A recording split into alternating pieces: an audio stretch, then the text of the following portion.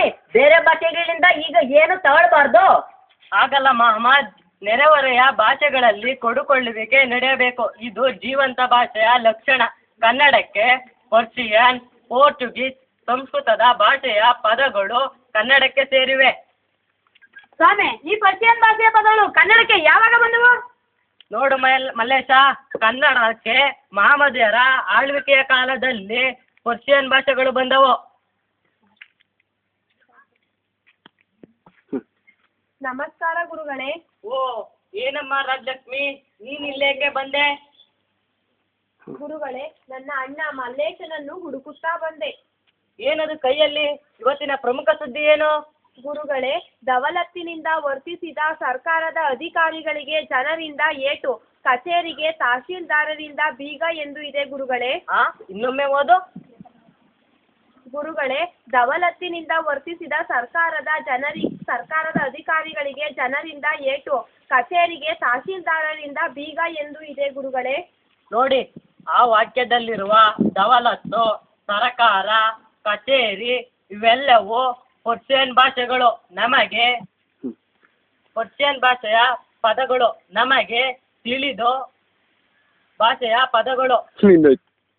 ನಮಗೆ ತಿಳಿದೇನೆಯೋ ಆಡಳಿತಕ್ಕೆ ಸಂಬಂಧಪಟ್ಟಂತಹ ಭಾಷೆಗಳ ಪದಗಳನ್ನು ಕನ್ನಡಕ್ಕೆ ಸೇರಿಸ್ಬಿಟ್ಟಿದ್ದೇವೆ. ಸ್ವಾಮಿ, ಹೋಟ್ಲು, ರೈಲು, ಮೋಟಾರು, ಸ್ಕೂಲು, ಆಸ್ಪತ್ರೆ, ರೇಡಿಯೋ, ಲೈಟ್ ಇವೆಲ್ಲ ಇಂಗ್ಲಿಷ್ ಪದದಿಂದ ಬಂದಿದೆ ಅಲ್ವಾ ಸ್ವಾಮಿ? ಹೌದು ಜಾನ್. ಸ್ವಾಮಿ, ನನ್ನ ಜಾನ್ಗೆ ಇಂಗ್ಲಿಷ್ ಅಂದ್ರೆ ಅದಕ್ಕೆ ಇಷ್ಟ. ನಿಂಗ್ಯಾಕಪ್ಪ ಈ ಕಷ್ಟ? ಶುರು ಮಾಡಿದ್ರು ಜಗಳ, ಎಲ್ಲಿ ಹೋದ್ರು ನಿಮ್ ಜಗಳ ಮಾತ್ರ ಬಿಡೋದಿಲ್ಲ. ಮೊನ್ನೆ ನಮ್ ಕನ್ನಡ ಶಿಕ್ಷಕರು ಹೇಳಿದ್ರು, ಬಟಾಟೆ, ಅನಾನಸು, ಜಂಗಾಲು ಇವೆಲ್ಲ ಪೋರ್ಚುಗೀಸ್ ಭಾಷೆ ಪದವಂತೆ.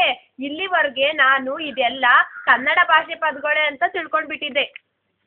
ಸ್ವಾಮಿ, ನನ್ನ ಬಾಯಿ ಕಾಸರಗೋಡಿನಲ್ಲೇ ಕೆಲಸ ಮಾಡುತ್ತಿದ್ದೇನೆ. ಅವನಿಗೆ ಕನ್ನಡ, ಮಲಯಾಳಿ 2 ಭಾಷೆಗಳು ಬರುತ್ತವೆ. ಹೌದಪ್ಪ, ನಿನ್ನ ಅಣ್ಣನಿಗೆ ಕನ್ನಡ, ಮಲಯಾಳ 2 ಬರುತ್ತದೆ. ಹಾಗಾಗಿ ಅನಂತಪುರ ಜಿಲ್ಲೆಯ ಅನಂತಪುರ ಜಿಲ್ಲೆಯಲ್ಲಿರುವ ಜನಗಳು ತಮ್ಮ ವ್ಯಾಪಾರ ಸಂಪರ್ಕಗಳಿಂದ ತಮ್ಮ ಮಾತುಗಳಲ್ಲಿ ಕೊಡುಕೊಳ್ಳುವಿಕೆಯು ನಡೆಯುತ್ತದೆ. ಇಂತಹ ಪ್ರದೇಶಗಳನ್ನು ದ್ವಿಭಾಷಾ ಪ್ರದೇಶಗಳೆನ್ನುವರು. ಸ್ವಾಮಿ, ನಮ್ಮ ಅಮ್ಮ ಕೂಗ್ತಾರೆ, ನಾನಿನ್ನು ಬರಲಾ? ಏಕೋ ಇಷ್ಟೊಂದು ಗಡಿಬಿಡಿ? ಅಲ್ಲ ಸ್ವಾಮಿ, ನೀವೇ ಹೇಳಿ. ನಮ್ಮ ಅಕ್ಕನ ಮಗಳ ಯಾವ್ದೋ ಕಾನ್ವೆಂಟಿಗೆ ಹಾಕ್ತಾರಂತೆ, ಕನ್ನಡ ಮಾತಾಡಿದ್ರೆ ದಂಡ ಹಾಕ್ತಾರಂತೆ. ಕನ್ನಡ ನಾಡಲ್ಲಿ ಇಂಗ್ಲಿಷ್ ರಾಜ್ಯ. ಹೆಚ್ಚಿನ ಕಡೆ ಇದೇ ಕಥೆನೆ. ಅದ್ಯಾಗೆ ಇಷ್ಟು ಬೇಗ ಇಂಗ್ಲಿಷ್ ವಿಶ್ವವ್ಯಾಪಿ ಆಯ್ತು ಅಂತ. ನಾನು ಹೇಳ್ತೀನಿ ಗುರುಗಳೇ, ಇಂಗ್ಲಿಷ್ ಭಾಷೆ ವಿಶ್ವವ್ಯಾಪಿ ಆಗಲು ಕಾರಣ ಅಲ್ಲಿನ ಜನರ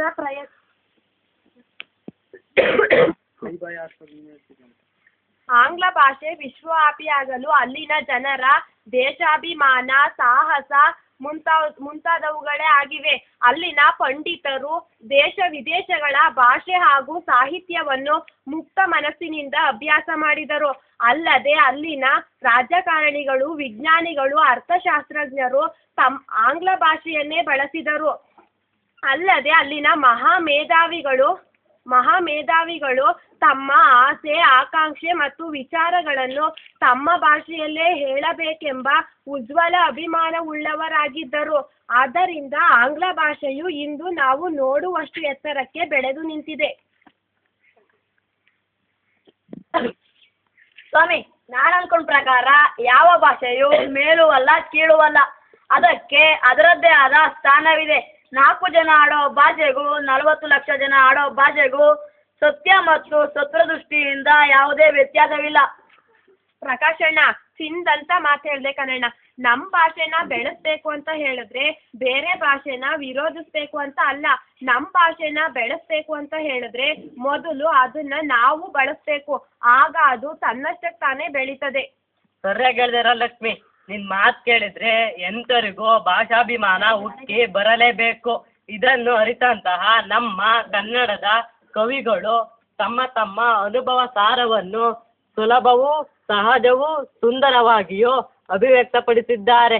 ನಮ್ಮ ಕನ್ನಡ ಭಾಷೆ ಎಷ್ಟು ಸುಲಭವಾಗಿತ್ತೆಂದರೆ ಸುಲಿದ ಬಾಳೆಯ ಹಣ್ಣಿನಂದದಿ, ಸಿಗುರು ತೆಗೆದ ಕಬ್ಬಿನಂದದಿ, ಉಷ್ಣ ಹಲಿದ ಹಾಲಿನಂದದಿ ಭಾಷೆ ಸುಲಭವಾಗಿದೆ ಎಂದು ಮಹಾಲಿಂಗ ರಂಗ ಕವಿಯು ಕೂಗೇಳುತ್ತಾನೆ. ಇವನ ಕೂಗನ್ನೆಲ್ಲ ನಾವು ಕೇಳಿಸ್ಕೋಬೇಕು. ಕನ್ನಡ ಭಾಷೆಯನ್ನು ಅಭಿವೃದ್ಧಿಪಡಿಸಬೇಕು. ಓ ನಮ್ಮಮ್ಮ ಕರೀತಾರೆ, ನನಗೆ ಕಾಫಿ ರೆಡಿ ಮಾಡಿ ಇಟ್ಟಿದ್ದಾರೆ. ಬರ್ತೀನಿ ನಾನಿನ್ನು. ಬನ್ನಿ, ಎಲ್ಲರೂ ನಮ್ಮನೆ ಕಾಫಿ ಕುಡ್ಕೊಂಡು ಹೋಗಿವ್ರಂತೆ. ಓ, ನಿಮ್ಮ ಹತ್ರ ಮಾತಾಡ್ತಾ ಕುಳಿಸ್ಕೊಂಡು ಸಮಯ ಹೋಗಿದ್ದೇ ಗೊತ್ತಾಗಿಲ್ಲ. ಬನ್ನಿ ಎಲ್ಲರೂ ಹೋಗೋಣ. ಸ್ವಾಮಿ, ನಿಮ್ಮಿಂದ ಬಹಳ ವಿಚಾರ ತಿಳಿದಾಗಾಯ್ತು. ಈ ಬಾರಿ ಕನ್ನಡ ರಾಜ್ಯೋತ್ಸವದಲ್ಲಿ ಕನ್ನಡ ಬಗ್ಗೆ ನಾನು ಭಾಷಣ ಮಾಡುವುದು ಗ್ಯಾರಂಟಿ ಆಯ್ತು. ಒಳ್ಳೆಯದು ಪ್ರಕಾಶ. ಬಂದ್ರ ಎಲ್ಲ ನಮ್ಮನೆಗೆ ಕಾಫಿ ಕುಡಿಯೋಣ. ನಡ್ರಿ. ಬನ್ನಿ ಸ್ವಾಮಿ.